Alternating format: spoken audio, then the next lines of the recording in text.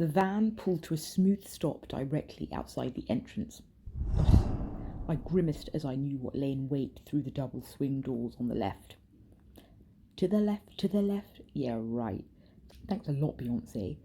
Everything I owned was definitely in a box, but a little wheelie box instead, cabin-sized. But this isn't going to be any type of holiday. Take the lift, please. We don't advise you to take the stairs. I'm not an invalid, I thought. I wanted to shout, but I just couldn't be asked. Finally, in front of the doors, I buzzed.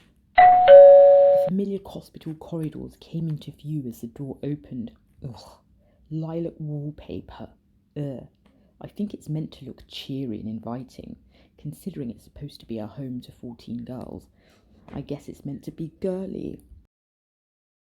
Not likely. As the bustle to my room starts to check bags is taken, so do the curious pairs of eyes begin to appear, much like a fox in the night. Who's the new girl?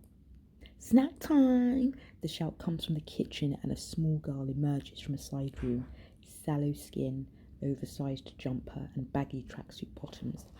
Not far behind, a freckle-nosed girl with waist-length hair smiles at me, dressed in a t-shirt and leggings.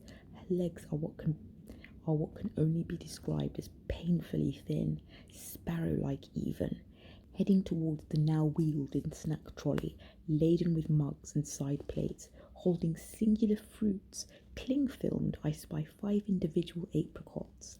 Oh, I also see a 2-finger Kit Kat, multiple Alpro soya yogurts. God, nobody eats dairy.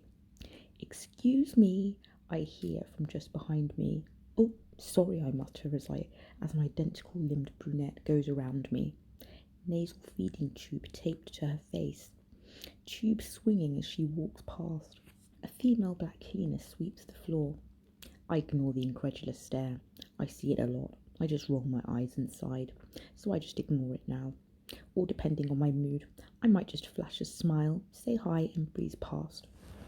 Today I choose the latter. Hi. Hi, she says back. I continue to my room. Finally, left alone, all admission bits and bobs done. I just stand there. Ugh. This is going to be home for God knows how long. I look in the mirror and brush my hair. I look at my face. What do I see? Caramel complexion, African heritage, just a regular black British girl, and I'm in an eating disorder unit because I have anorexia. Yep, I said it. Anorexia.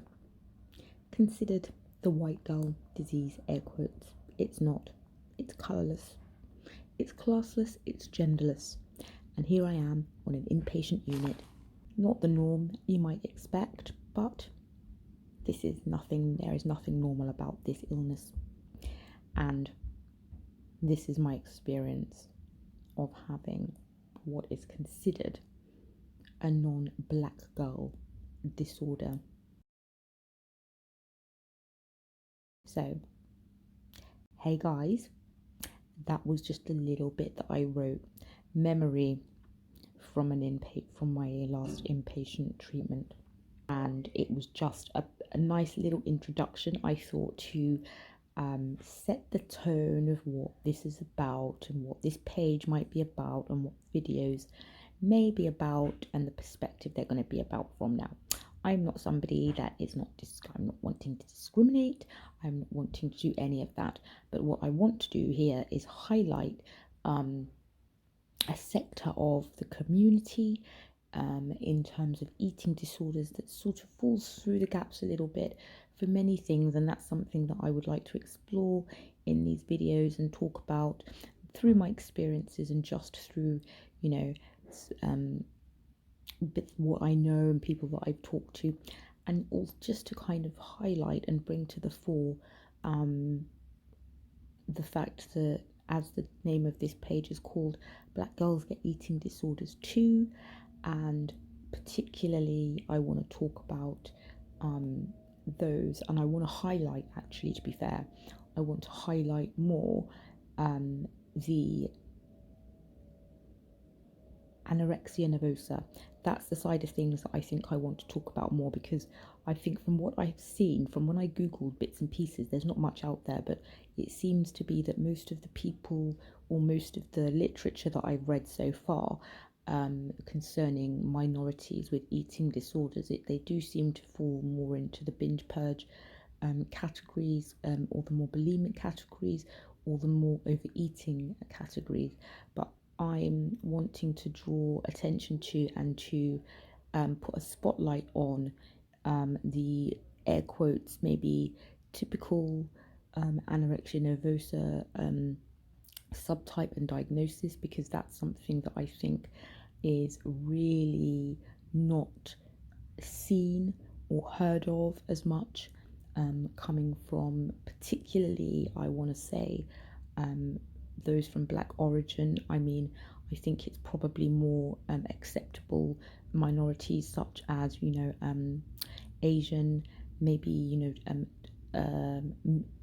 Far East, perhaps, like, like Chinese um, girls. I mean, and we haven't even spoken about the fact that it happens to guys, but I think it's more acceptable among perhaps like Asian, like whether it be Indian Asian, whether it be sort of Chinese Asian, or any of the countries from any of the those people from heritage such as that, so to speak. Sorry, I'm not going into all of them, and even many other, even if it's like I'm trying to think of like other places where other minorities, but I think that it's a bit more. It's more seen as like kind of like okay from that, but if you see like somebody who's from a completely African background or Caribbean background, and they're presenting with completely air quote stereotypical anorexia nervosa symptoms, and that is displayed in the whole um, um, underweight, the ones presenting with the actual, the physical appearance to match, the actual, like maybe underweight to severely underweight, usually considered air quotes, white middle class illness. That is very rare, and I think that it's probably not the fact that it's rare. It's just it's going unnoticed. It's going undiagnosed, because I definitely think that even GPs and the medical professionals, for them as well as for people, you're still in the case of it's like, how you're socially conditioned does have an impact on you, even though you may be gone to medical school or something, and you may be a professional. Your your socialization and your cultural and your kind of like regular day-to-day beliefs, they could even blind you from what is right in front of your face. And that's not necessarily that's not a slur or anything negative against people. It's just, we all have stereotypes, we all have ideas of things, and sometimes we're just not made aware of something. And if you're not made aware of something and you think it's one way and it presents another, you necessarily might not know it when you see it. And I think this is something that affects not just people, regular people, but it definitely affects mental health professionals. And it's interesting, and I find it very interesting, and that's why I've decided to start talking about it, even though it is anonymous, for reasons I'll talk about at some point. I think that it's very it's just an area that I think needs to be discovered. I think there are a lot of people that are probably living in secrecy, living in fear, living in embarrassment, but also just living in I don't know what to say or what to call this, because they may themselves have come from backgrounds or have families that don't really recognize or understand this sort of behavior, and it might just go unnoticed, or it might go, some people might not even realize what's going on to themselves, and that sounds really dumb, but it's true. So I decided to make this channel. It is anonymous for reasons, like I don't talk about this in my regular everyday life. You might think like, how the hell can you not? But I don't, for reasons, that most people go with, that it's like, it's, you don't want the stigma, and it might sound like that might sound selfish or weird, but I think most people will be able to understand. But I've always had a lot of compassion and a lot of wanting to put information out there, and feeling that I should, and it's just about how I'm doing it, how I do it, or how I choose to do it, and when I choose to do it. And I've just plucked the courage up now, recently to do so. So here I am. So this is going to be my first video because I don't want it to be super long. Then it's just a bit of an introduction as to where I'm coming from with this, and hopefully we'll be able to talk about a lot of things on this channel to do with things such as socialization, culture, social conditioning, all of that kind of stuff. I don't mean that in a nefarious way, social conditioning either, but it just is what it is, isn't it? Just to talk about perhaps this is a colorless, classless, genderless illness, but I myself, I'm really curious as to why it affects certain people and why certain people are more prone. And I know that it is also in a lot of maybe your psychological makeup and a lot of your how you grew up and a lot of that sort of stuff. So it is very individual, but I do think that there can be some really great things that can be discussed here and light shed on it, and anything that is shed on a situation like this I think is positive in terms of kind of trying to collate data or information. If it can help people in the future, if it can help anyone, I think that's a good thing.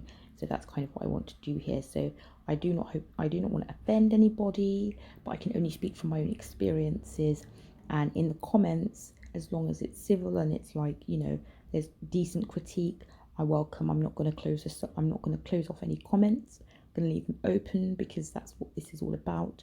But I don't want to see trolling or any bullshit like that, because I'll just straight up just take you out on it. I'll just take your comment off. All right, I'm not talking about take you out like FBI style, mafia style. I mean, I will just delete the comment because it's unproductive. So what's the point? Okay, so that's that. So that is my first video, guys. And yeah, let's see how this goes. Bye.